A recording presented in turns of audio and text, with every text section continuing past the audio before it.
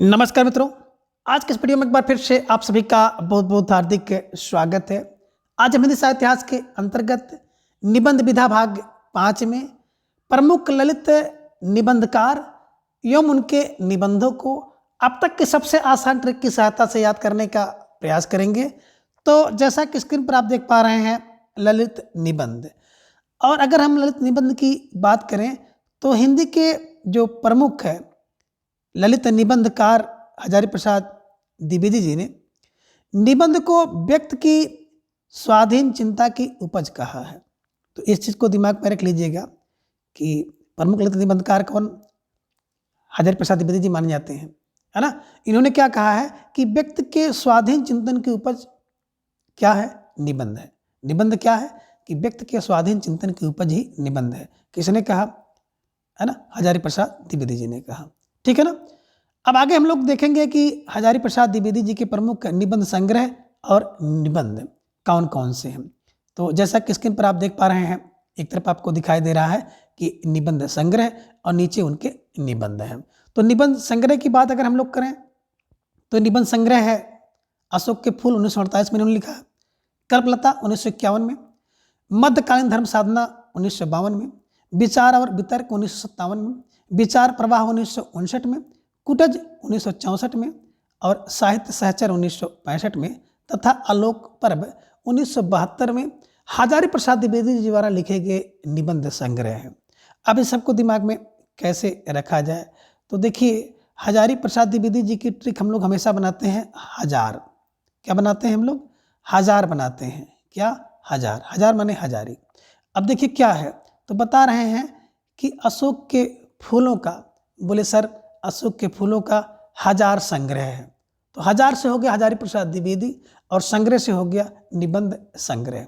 क्या? बोले अशोक के फूल का हजार संग्रह है, कल्पलता का बोले सर हजार संग्रह है, और मध्यकालीन धर्म साधना के बोले सर हजार संग्रह हैं। विचार और वितर्क की बात मत करिए सर, विचार और वितर्क के हजार संग्रह हैं, विचार और प्रवाह के हजार संग्रह हैं, और कुटज के भी हजारों संग्रह हैं, हजार संग्रह हैं। साहित्य के सहचर बोले सर साहित्य के सहचर हजार हैं। तो साहित्य सहचर के संग्रह जो है हजार हैं।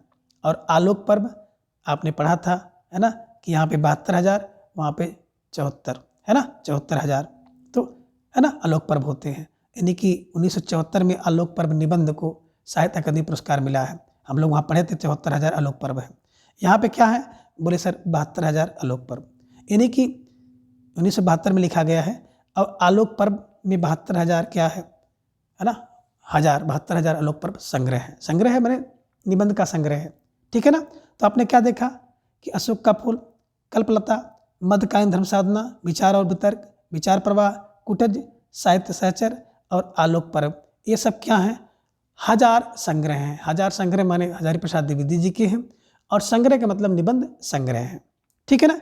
अब आगे हजारी प्रसाद द्विवेदी जी के हम लोग जो निबंध हैं उनको देखेंगे, जिनमें पहला निबंध है अशोक के फूल, दूसरा है बसंत आ गया, तीसरा है मेरी जन्मभूमि, चौथा है एक कुत्ता और एक मैना, पांचवा है नया वर्ष, छठा है दिमाग खाली है, सातवां है शिरीष फूल, और आठवां है वर्षा धनपत से घनश्याम तक, नौवां कुटज, 10 है साहित्य में हिमालय की परंपरा, 11वां है जीवम सरदह सतम, और 12वां है देवदारू, 13वां है आत्मदान का संदेश वाहक बसंत, नाखून क्यों बढ़ते हैं 14वां निबंध है, और घर जोड़ने की माया 15वां निबंध है, और 16वां निबंध निकाला है गुरु नानक देव। अब इन सबको दिमाग में कैसे बैठाया जाए, तो बस आपने जो क्लू बनाया है हजार, बस हजार को जोड़ दीजिएगा। बोले सर अशोक के फूल हजार हैं, बसंत आ गया हजार वर्ष बाद, बसंत आ गया, बसंत आ गया हजार वर्ष बाद, और हजारों वर्ष से क्या हो रहा है? बसंत आ गया है, आ रहा है। ठीक है ना। तो बसंत आ गया हजार बार। मेरी जन्मभूमि, बोले मेरी जन्मभूमि, जन्मभूमि क्या हो? हजारों बार यही मिले, मेरी जन्मभूमि यही हजारों बार मिले। तो हजार मतलब हजारी प्रसाद द्विवेदी जी का निबंध है। हाँ, एक कुत्ता, हजारों में एक कुत्ता, और एक महीना, बोले हजारों में एक महीना। तो हजारों में एक कुत्ता और हजारों में एक महीना, हजार माने हजारी प्रसाद द्विवेदी जी के हैं। नया वर्ष, हजारों में नया वर्ष, हजारों नया वर्ष, हजारों वर्ष आपके लिए नया वर्ष हो। ठीक है ना। दिमाग खाली, देखो भाई दिमाग खाली है तो 1000 प्रकार के शैतानी का घर है। दिमाग खाली, 1000 प्रकार के शैतानी का घर। दिमाग खाली, 1000 प्रकार के है ना शैतानी का घर, दिमाग खाली। आगे शीरीष के फूल, 1000 फूल। शीरीष में कितने फूल? बोले सर शीरीष में 1000 फूल आए। इन्हीं की हजारी प्रसाद द्विवेदी जी द्वारा लिखा गया निबंध है। तो शीरीष में फूल, 1000 फूल। ठीक है ना। आगे है वर्षा घनपति से घनश्याम तक। तो वर्षा क्या होती है? घनपति से घनश्याम तक हजारों बार होती है, हजारों बार होती है। कुटुज के फूल 1000, कुटुज के फूल 1000। और साहित्य में हिमालय की परंपरा हजारों वर्षों से साहित्य में हिमालय की परंपरा चल रही है। जीवम सरदह शतम, जियो सरमे शतम। तो भैया 1000 जियो सरदह क्यों? बोले 1000 शतम जिए, 1000 शतम जिए। ठीक है। आगे है देवदार, 1000 है। आत्मदान का संदेश वाहक 1000 है। और नाखून क्यों बढ़ते हैं? 1000 बार क्यों बढ़ते हैं? नाखून क्यों बार बढ़ते हैं? 1000 बार बढ़ते हैं। बस 1000 का मतलब हो जाए हजारी प्रसाद द्विवेदी द्वारा लिखा गया ये क्या है? निबंध है।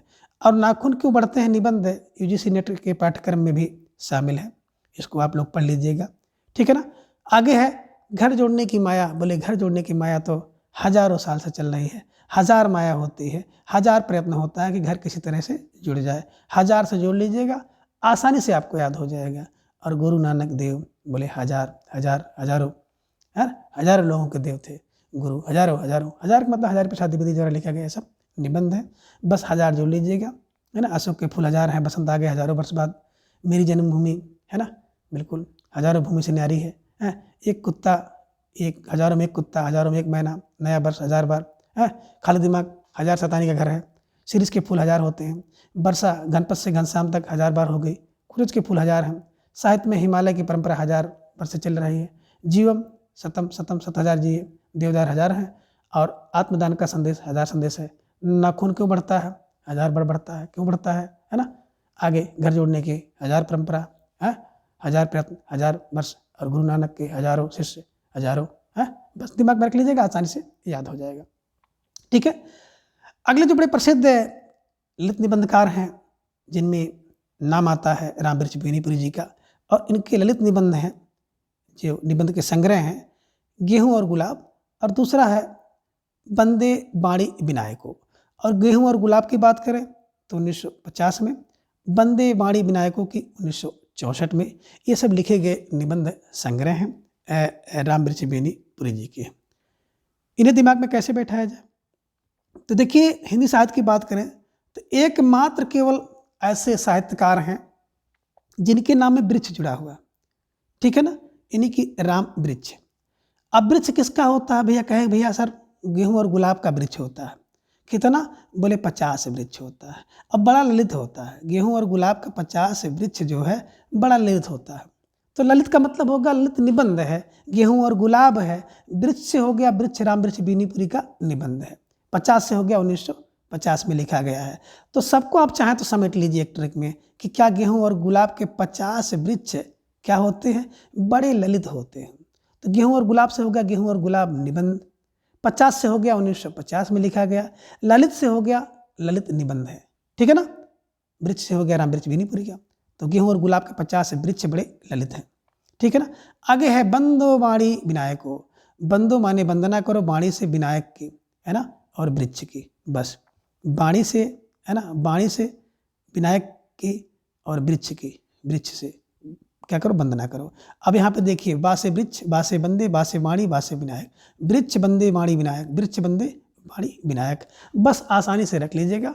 और ये सब जहाँ मिल जाए वहाँ पे ललित निबंध होगा, ललित होगा, है ना। कि जहाँ पे वृक्ष मिल जाए, बंदे मिल जाए, बाणी मिल जाए, विनायक मिल जाए तो बड़ा ललित निबंध होगा। ऐसे दिमाग में रख लीजिएगा, हमेशा के लिए आपके दिमाग में बना रहेगा, याद हो जाएगा। ठीक है। आगे बात करते हैं ठाकुर राम आधार सिंह की। तो ठाकुर राम आधार सिंह ने ललित व्यंग्य जो निबंधकार के रूप में माने जाते हैं। इनके 2 निबंध संग्रह हैं जिनमें पहला है माटी का फूल और दूसरा है लहर पंथी। माटी का फूल 1953 में इन्होंने लिखा और लहर पंथी 1957 में लिखा। तो देखिए यहाँ पे रख लीजिएगा जो ठाकुर ठाकुर ठाकुर ठाकुर, या ले लीजिए राम आधार। आधार क्या है भैया? देखिए माटी, माटी, माटी का फूल आधार है। है ना। तो फूल का आधार कौन है, बोले माटी है, और माटी का आधार फूल है। और दूसरा लहरपंथी, लहरपंथी है, लहरपंथी आधार है। क्या आधार है, बोले लहर का पंथी आधार है।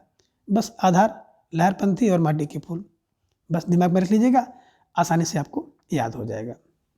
आगे इनके निबंध जो है भावों की कुटी में विचारों के वार्तालाप के रूप में प्रसिद्ध है ना। ठाकुर राम आधार के जो निबंध हैं वो कह रहे हैं कि भावों की कुटी में विचारों के वार्तालाप के रूप में प्रसिद्ध है। भावों की कुटी में विचारों का वार्तालाप आधार होता है, ठीक है, मतलब ठाकुर राम आधार सिंह जी के द्वारा लिखे गए हैं, ठीक है ना। अब लहरपंथी में लहर और पंथी के बीच जो वार्तालाप हुआ है उस शैली में दार्शनिक तत्वों की विवेचना की गई है। तो लहरपंथी में लहर और पंथी के बीच में भी वार्तालाप हुआ है जो कि ठाकुर राम आधार सिंह द्वारा लिखा गया निबंध है। तो उसमें एक शैली दार्शनिक शैली तत्वों की विवेचना की गई है। बस दिमाग में ऐसे रखे रहिएगा, हो सकता है कि परीक्षा में ये प्रश्न देखने को मिल जाए, ठीक है ना। आगे है राजनाथ पांडे जी, और एक ललित निबंधकार हैं। इनके जो निम्न निबंध हैं जिनमें पहला है सुबह बनारस, दूसरा है शेष लकीरें, तीसरा है नया निर्माण और नए संकल्प। देखिए क्या है, बोल रहे हैं राजनाथ पांडे कहाँ गए, सुबह में बनारस गए। सुबह सुबह पहुँचते, सुबह सुबह कहाँ बनारस पहुँचते हैं, तो वहाँ पे क्या हो गया, शेष लकीरें देखते हैं। शेष लकीरें जब उन्होंने देखी तो उससे क्या उनको मिला, नया निर्माण और नया संकल्प मिल जाता है कि नया निर्माण करने का संकल्प करते हैं। क्यों, देखिए राजनाथ पांडे कोई व्यक्ति है जो सुबह बनारस पहुंच जाते हैं तो वहाँ पे उनकी शेष लकीरें जो होती हैं वो समाप्त हो जाती हैं। चिंता की लकीरें, कष्ट की लकीरें, शेष लकीरें खत्म हो जाती हैं और दिमाग में सोचते हैं कि अब नया निर्माण करेंगे, नया निर्माण के लिए नया संकल्प कर लेते हैं कि आगे चल के नया निर्माण करना है, नया संकल्प करते हैं। निर्माण मतलब नए कार्य शुरू करने हैं, फिर से नई ऊर्जा के साथ शुरू करना है। क्यों सोचता है, राजनाथ पांडे सोचते हैं, ठीक है। आगे ठाकुर प्रसाद सिंह एक ललित निबंधकार हैं, उनके दो और आप यहाँ पे देख लीजिए कौन कौन से हैं। एक है पुराना घर नए लोग और दूसरा है मोर पंख। तो देखिए जो ठाकुर प्रसाद सिंह हैं, ये ठाकुर प्रसाद सिंह क्या करते हैं कि पुराने घर में नए लोगों को मोर पंख रखने के से मना करते हैं। बस दिमाग में रख लीजिएगा कि ठाकुर प्रसाद हैं, जो ठाकुर हैं वो क्या करते हैं, पुराने घर में नए लोगों को मोर पंख रखने से मना करते हैं। यानी कि पुराने घर नए लोग इनके द्वारा निबंध है और मोर पंख इनका दूसरा निबंध है, ठीक है ना। अब अगले जो निबंधकार हैं डॉक्टर विद्यानिवास मिश्र जी, एक बड़े प्रतिष्ठित निबंधकार हैं और इन्होंने ढेर सारे निबंधों की रचना की है और इनके जितने भी निबंध हैं सभी निबंध परीक्षा के दृष्टिकोण से बहुत महत्वपूर्ण है। इसलिए इन सभी निबंधों को तो आपको आना ही आना चाहिए, ठीक है ना। अब बात करें विद्यानिवास जी के, तो पहला निबंध है चितवन की छां 1953 में, हल्दी धूप 1955 में, कदम की फूली डाल 1956 में, तुम चंदन हम पानी 1957 में, आंगन का पंछी बंजारा मन 1963 में, मैंने सिल पहुंचाई 1966 में, बसंत आ गया पर कोई उत्कंठा नहीं 1972 में, मेरे राम का मुकुट भीग रहा है 1974 में, परंपरा बंधन नहीं 1976 में, कटीले तारों के आर पार 1976 में, और अगला है कौन तू फुलवा बीन निहारी 1980 में, कौन तू फुलवा बीन निहारी, है ना। अब निज मुख मुकुर 1981 में, भ्रमरानंद के पत्र 1981 में लिखा गया निबंध है, तमाल के झरोखे से 1981 में, अस्मिता के लिए 1981 में, संचरणी 1982 में, अंगद की नीयत 1984 में, लागो रंगहारी 1985 में, गांव का मन 1985 में, नरंतर्य और चुनौती 1988 में, शेफाली झर रही है 1989 में, भाव पुरुष श्री कृष्ण 1990 में, सो अहम 1991 में, जीवन अलभ्य और जीवन सौभाग्य है 1991 में, देश धर्म और साहित्य 1992 में, नदी नारी और संस्कृत 1993 में, फागुन दुई रे दिना 1994 में, बूंद मिले सागर में 1994 में, पीपल के बहाने 1994 में, और शिरीष की याद आई 1995 में। अगला है भारतीय चिंतन धारा 1995 में, साहित्य का खुला आकाश 1996 में, लोक और आलोक का स्वर 2000 में, रथ यात्रा 2002 में, गिर रहा है आज पानी 2001 में, स्वरूप विमर्श 2001 में, गांधी का कौरस 2002 में, और थोड़ी सी जगह दे 2004 में, कितने मोर्चे 2007 में, और साहित्य के सरोकार 2007 में। अब इन सभी जो निबंध हैं, इन सभी निबंध को ट्रिक में कैसे समेटें, बड़ा चुनौती है, लेकिन फिर भी हम इन सभी निबंधों को ट्रिक की सहायता से याद करने का प्रयास करेंगे। बात करें यहाँ से, तो यहाँ से केवल ले लीजिए निवास, विद्या निवास, या निवास कर लीजिए। क्या निवास कहाँ? बोले भैया निवास में क्या होना चाहिए? चितवन की छाँव होनी चाहिए। अब चितवन की छाँव कहाँ है? निवास है। निवास का मतलब विद्या निवास मिश्र के यहाँ। हल्दी और दूब निवास पे रखो। कदम की फूली डाल है, डाल फूली है कहाँ? बोले निवास में। निवास का मतलब विद्या निवास जी का निबंध है। और तुम चंदन हम पानी रख दें, कहाँ रखें भैया? निवास में रख दीजिए, ठीक है ना। और आंगन का पंछी और बंजारा मन कहाँ जाता है?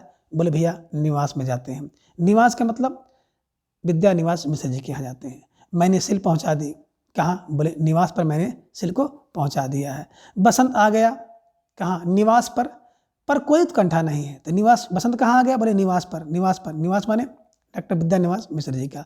और मेरे राम का मुकुट भीग रहा है, मेरे राम का मुकुट भीग रहा है, तो उसे निवास पर रख दीजिए, निवास पर पहुँचा दीजिए। परंपरा बंधन निवास, परंपरा बंधन नहीं है, कहाँ? बोले निवास पर। कोई परंपरा बंधन नहीं है। कटीले तार के आर पार निवास पड़ता है। निवास कहाँ पड़ता है? बोले भैया कटीले तार के आर पार तो मेरा निवास है। निवास मतलब विद्या निवास मिश्र जी का है। तुम कौन फूलवा बिन निहारी हो, है ना? तुम कौन फूल बिनने वाली हो, तुम्हारा निवास कहाँ है? तुम्हारा कहाँ निवास है? कोई व्यक्ति जब नया मिल जाता है ना, तो आप पूछते हो कि तुम कौन हो फूल बिनने वाली, तुम्हारा निवास कहाँ है? तो निवास का मतलब डॉक्टर विद्या निवास मिश्र जी का निबंध है। तो कौन फूल बिन निहारी, ठीक है ना। आगे है निज मुख मुकुर, कहाँ? निवास में। निवास में निज मुखर होता है निवास में। भ्रमरानंद के पत्र कहाँ पहुँचाओ? निवास पर पहुँचा दीजिए। तमाल के झरोखे कहाँ लगे हैं? निवास पर लगे हैं। अस्मिता के लिए निवास चाहिए, ठीक है ना। तमाल, आगे देखिए, तमाल की बात करें तो निवास पर है। अंगद की नीयत निवास के लिए है, निवास पर, है ना। निवास चाह रहे हैं, अंगद की नीयत है निवास पर। लागो रंगहारी निवास पे हरा रंग लगा है, लागो रंगहरी। तो लागो रंगहरी कहाँ? बोले निवास पर पे हरा रंग लगा है, ठीक है ना। आगे है गांव का मन, है ना। गांव का मन बिल्कुल निवास करना चाहता है। तो गांव में मन निवास करना चाहता है, या गांव का मन निवास।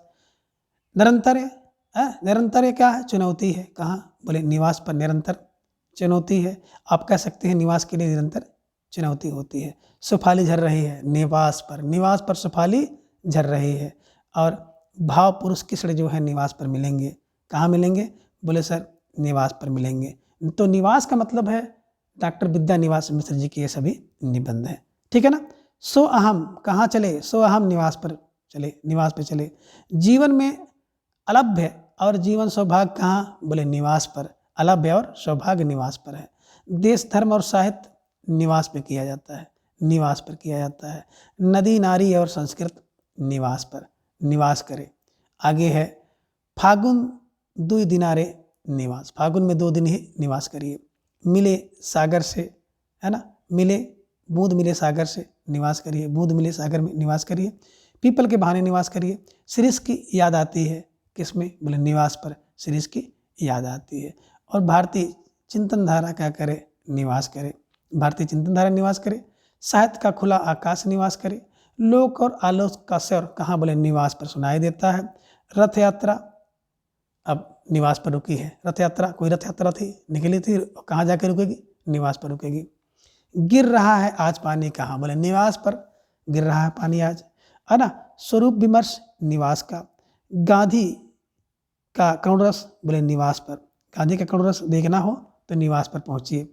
थोड़ी सी जगह दे दीजिए, कहाँ? बोले भैया निवास पर थोड़ी सी जगह दे दीजिए।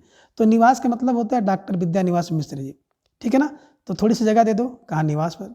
कितने मोर्चे हैं भैया? निवास पर कितने मोर्चे हैं मत पूछो। और साहित्य के सरोकार निवास पर मिलेंगे। जितने भी साहित्य के सरोकार हैं वो कहाँ मिलेंगे? निवास पर मिलेंगे। तो इस प्रकार से इन सभी निबंधों के साथ आप निवास जोड़ लीजिएगा और आसानी से याद कर लीजिएगा। तो निवास का मतलब है कि डॉक्टर विद्या, है ना, निवास मिश्र जी। तो विद्या निवास मिश्र जी मतलब डॉक्टर विद्या निवास मिश्र जी, ठीक है ना। इनके सभी निबंध परीक्षा में जरूर पूछे जाते हैं। अब आगे है विद्या निवास मिश्र जी भ्रमरानंद उपनाम से श्री नारायण चतुर्वेदी को पत्र लिखते थे। कौन? बोले विद्या निवास अपने निवास से क्या करते थे? भ्रमरानंद को, है ना, पत्र लिखते थे। भ्रमरानंद नाम से श्री नारायण को पत्र लिखते थे। ठीक है ना। तो विद्या अपने निवास से, भ्रमरानंद उपनाम से श्री नारायण को पत्र लिखते थे। बस दिमाग में रख लीजिएगा, विद्या निवास मिश्र का भ्रमरानंद उपनाम, है ना, से क्या करते थे? श्री नारायण को पत्र लिखते थे। श्री नारायण मतलब श्री नारायण चतुर्वेदी को। ठीक है ना।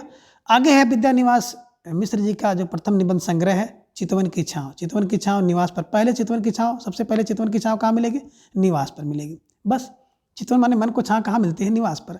जो आपका निवास है सबसे पहले छांव आपको वहीं मिलती है, सुकून वहीं मिलता है, अपने निवास पर। बस दिमाग में रख लीजिएगा। ठीक है ना। आगे हैं शिव प्रसाद सिंह जी, और इनके जो प्रसिद्ध आत्मव्यंजक ललित निबंधकार हैं, और इनके प्रमुख रचनाएं निम्नलिखित हैं। पहला है शिखरों के सेतु 1962 में, दूसरा है कस्तूरी मृग 1972 में, तीसरा है चतुर्दिक 1972 में, चौथा है मानसी गंगा 1986 में, सातवां है किस किस को नमन करूं 1987 में, और क्या कहूं कुछ कहा न जाए 1995 में, और खालिस मौज 1998 में। अब इन सबको दिमाग में कैसे रखा जाए? तो यहाँ से लीजिए शिव। शिव क्या है? शिखरों के सेत पर रहते हैं। शिव क्या करते हैं? कस्तूरी मृग प्राप्त करते हैं, उसकी छाल को पहनते हैं। तो शिव क्या करते हैं? कस्तूरी मृग की छाल पहनते हैं। चतुर्दिक शिव जी का नारा ही दिखाई दे रहा है, चतुर्दिक शिव शिव शिव। चतुर्दिक आगे देखें मानसी में बिल्कुल शिव जी की, और शिव जी ने मानसी गंगा। किस किस को नमन करूं? तो भैया शिव शिव शिव शिव कह रहे हैं। किस किस को नमन करूं? तो शिव को नमन करो। कहाँ कहूँ कुछ कहा ना जाए, शिव से कहाँ कहूँ कुछ कहा नहीं जा रहा है। और खालिस मौज, भैया खालिस मौज कौन करता है? शिव करते हैं। या खालिस मौज कौन करा सकता है? तो भैया शिव करा सकते हैं। तो शिव का मतलब है शिव प्रसाद सिंह, है ना। शिखरों पर शिव, शिखरों के सेत पर शिव। कस्तूरी मृग कौन? शिव पहनते हैं। चतुर्दिक शिव दिखाई देंगे। मानसी गंगा शिव में है। किस किस के नमन करूं? शिव शिव शिव शिव के अलावा किस किस को नमन करूं? किसी को ना करूं। क्या कहूं कुछ कहा ना जाए, शिव के सामने क्या कहूं कुछ कहा नहीं जा रहा है। और खालिस मौज किसने करा दिया? बोले शिव प्रसाद ने तो खालिस मौज करा दिया। बस ऐसे दिमाग में रख लीजिएगा, आसानी से याद हो जाएगा। अब आगे जो अगले निबंधकार हैं वो हैं कुबेर नाथ जी, और ये भी एक रसधर्मा ललित निबंधकार माने जाते हैं, और इनके निबंध भी बड़े महत्वपूर्ण निबंध हैं, और नेट की परीक्षा में प्रायः पूछे जाते हैं। टीजीटी पीजीटी में भी कई बार इनके निबंध पूछे गए हैं। इसलिए विद्यानिवास मिश्र जी और यहाँ पर कुबेरनाथ राय जी के निबंध को आप लोग बिल्कुल मुट्ठी में पकड़िए और चुटकी में रगड़ लीजिए। ठीक है ना। कैसे? अब कुबेरनाथ जी के जो निबंध हैं, प्रिया नीलकंठी 1968 में, रस आखेटक 1970 में, गंधमादन 1972 में, विषाद योग 1973 में, निषाद बांसुरी 1974 में, पर्ण मुकुट 1978 में, महाकप की तर्जनी 1979 में, कामधेनु 1980 में, पत्र मणिपुतुल के नाम 1980 में, मन पवन की नौका 1982 में, किरात नदी में चंद्रमधु 1983 में, दृष्टि अभिसार 1984 में, और त्रेता का बृहद मास 1986 में, मराल 1993 में, उत्तर कुरु 1994 में, और बाणी क्षीरसागर 1998 में, अंधकार में अग्निशिखा 1998 में, और अंतिम निबंध है आगम की नाव वर्ष 2002 में। अब इन सबको कैसे दिमाग में बैठाया जाए कि आपके दिमाग में हमेशा के लिए बना रहे, और अगर कोई प्रश्न आ जाए तो गलत ना हो। तो देखिए यहाँ से हम लोग लेंगे कुबेरनाथ। क्या लेंगे? कुबेरनाथ। अब कुबेरनाथ की प्रिया कैसी है? बोले सर कुबेरनाथ की प्रिया तो नीलकंठी है। नीलकंठी किसकी प्रिया है? बोले सर कुबेर की, है ना। कुबेर की प्रिया कौन? बोले नीलकंठी। और नीलकंठी देखिए ना, नीलकंठ मोर का होता है, शिव का होता है। तो नीलकंठी किसकी प्रिया है? बोले कुबेर की प्रिया नीलकंठी है। इन्हीं की प्रिया नीलकंठी कुबेरनाथ राय जी का निबंध है। आगे रस आखेट कौन करता है? तो रस के लिए आखेट तो भैया कुबेरनाथ करते हैं। ठीक है ना। गंध मादन गंध पाके माद जाते हैं। कौन मादेंगे? मादन है तो भैया कुबेरनाथ। आप जानते ही है ना, जो कुबेर के नाथ हो, धन के नाथ हो, कुबेर हो, तो भैया उसकी प्रिया तो नीलकंठी होगी। वो क्या करेगा? रस के लिए आखेट करेगा। वो क्या होगा? गंध से मात जाएगा, है ना। और क्या करेगा? जिसके पास कुबेर होंगे, कुबेर का नाथ होगा, वो क्या होगा, विषाद योग करेगा, विषाद करेगा, विषाद करेगा। और क्या करेगा, निषाद बांसुरी बजाएगा। क्या करेगा, बांसुरी बजाएगा। कौन, बोले कुबेर, कुबेर, कुबेरनाथ, है ना। क्यों, क्योंकि भाई उनके पास ढेर सारा धन है। तो बस आगे क्या है, पर्ण मुकुट, पर्ण मुकुट कौन धारण करेगा, बोले भाई पर्ण मुकुट तो कुबेरनाथ ही धारण कर सकते हैं। महाकप की तर्जनी, बोले कुबेरनाथ। कुबेरनाथ ने क्या किया, महाकप की तर्जनी, महाकप की तर्जनी किसने मांगा, कुबेरनाथ ने मांगा। कामधेनु, कामधेनु कौन लेगा, कुबेरनाथ लेंगे। जिसके पास धन होगा, पैसा होगा, जो कुबेर होगा वही तो कामधेनु लेगा, तो कामधेनु कुबेरनाथ का। आगे है पत्रमणि पुतुल के नाम। तो देखिए कुबेर, कुबेर क्या करते हैं, मण और पत्तुल, मण और पत्रु, पत्रमणि पतुल किसके पास, किसके नाम होगा, बोले कुबेर के नाम हो रहा है। क्यों, कि कुबेर के पास भैया पैसा ढेर सारा है। तो मणि क्या हो गया, पत्रमणि पुतुल कुबेर के नाम, है ना। मन की नौका पवन, मन पवन की नौका कुबेर के नाम, मन पवन की नौका कुबेर के नाम। अब किरात में नदी, किरात में नदी चंद्रमधु है, किरात में नदी तो कुबेर, कुबेर, कुबेर ने क्या किया, किरात में नदी, है ना। दृष्टि का अभिसार कुबेरनाथ, दृष्टि का अभिसार कुबेरनाथ। त्रेता का बृहद मास कुबेरनाथ के नाम। मराल कुबेरनाथ, उत्तर कुरु कुबेरनाथ। और वाणी का क्षीर सागर कौन है, तो भैया वाणी का क्षीर सागर तो कुबेरनाथ है। ठीक है ना। आगे हैं अंधकार में अग्निशिखा कुबेर दे सकते हैं, और आगम की नाव कुबेर से मिलेगी। तो इस प्रकार से इन सभी निबंध के साथ आप कुबेरनाथ जोड़ दीजिएगा और आसानी से इन सभी निबंध को आप याद कर लीजिएगा। ठीक है ना। और बात करें कुबेरनाथ राय का जो प्रथम निबंध संग्रह है, वो प्रिया नीलकंठी को माना जाता है। इन्हीं की प्रिया नीलकंठी जो है कुबेरनाथ जी का पहला निबंध संग्रह है। ठीक है ना। तो अब एक बार फिर चाहे तो देख लीजिए कि कुबेरनाथ की प्रिया नीलकंठी है, कुबेरनाथ रस का पेट लेते हैं, कुबेरनाथ गंध से मात जाते हैं, क्या करते हैं, विषाद का योग करते हैं कुबेरनाथ, है निषाद की बांसुरी बजाते हैं, पर्ण मुकुट कुबेरनाथ धारण करते हैं, महाकप की तर्जनी कुबेरनाथ मांगते हैं, कामधेनु कुबेरनाथ के पास, है ना, पत्रमणि पुतुल कुबेरनाथ रखेंगे, है ना। मन, मन पवन की नौका कुबेर का है। किरात नदी में कौन, बोले कुबेरनाथ, है ना। दिष्ट का अभिसार कुबेरनाथ है। त्रेता का बृहदमास कुबेरनाथ के नाम। मराल कुबेरनाथ, उत्तर कुरु कुबेरनाथ, और वाणी का जो क्षीर सागर है वो कुबेरनाथ के नाम है। अंधकार में अग्निशिखा कुबेरनाथ, और आगम की नाव कुबेर के नाम है। बस ऐसे दिमाग में रखिएगा, आसानी से याद हो जाएगा।